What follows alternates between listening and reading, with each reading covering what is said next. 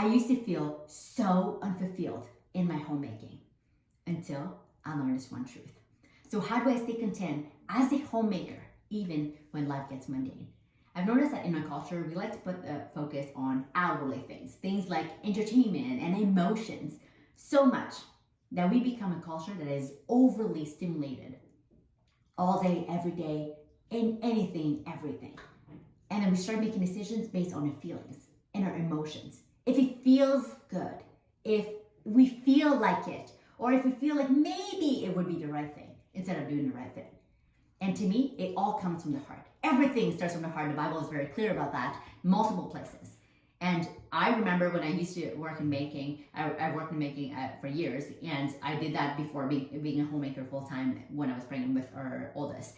And when I was in baking, there was tasks that I really liked, and other tasks that I didn't like so much, what would be considered as mundane, labeled from society. And same thing for parenting. There are responsibilities that I really like and responsibilities that I don't like so much, like changing diapers. And same thing for our marriage. And so I feel like our did you hear what I said? I did. Like I said, I feel like so much from the world.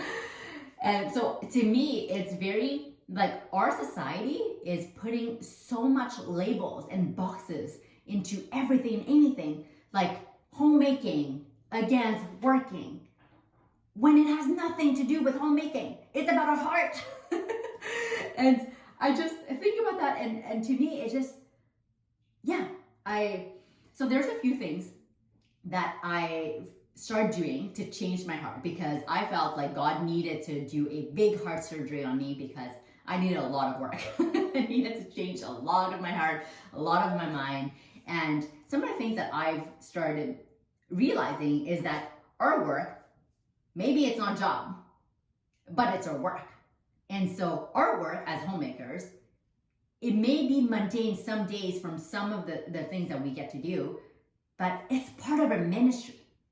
Homemaking, it's our calling. It is very clear in the Bible that we are to be homemakers and that we are to work in the home. We get to do that. We get to serve our husbands. We get to raise our children. We get to homeschool them. We get to manage our home. We get to be there.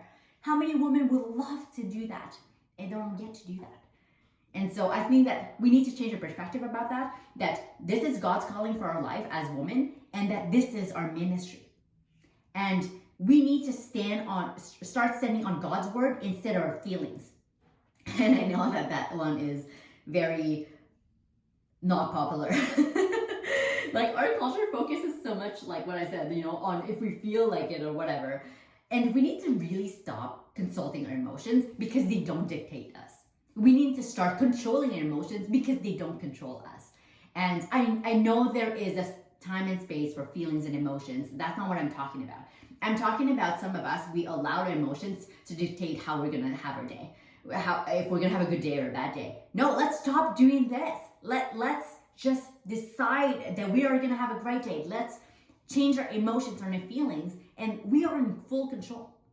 Nobody else is. We get to control that. Of course, God is. Nobody around us, just us. We get to control that. So let's stop allowing our emotions to dictate how we're gonna feel. And let's tell our emotions, this is my body, this is what I'm doing now. And the other thing that I've noticed is that I get to choose joy. I get to choose contentment. I get to choose thankfulness and gratitude. And in my personal opinion, discontentment comes from feeling entitled and ungrateful. And when I choose to be grateful, and yes, it is a choice to be grateful, when I choose to be grateful and I'm standing in a coffee shop lineup and somebody in front of me, a complete stranger, decides to pay for my drink, I feel so grateful.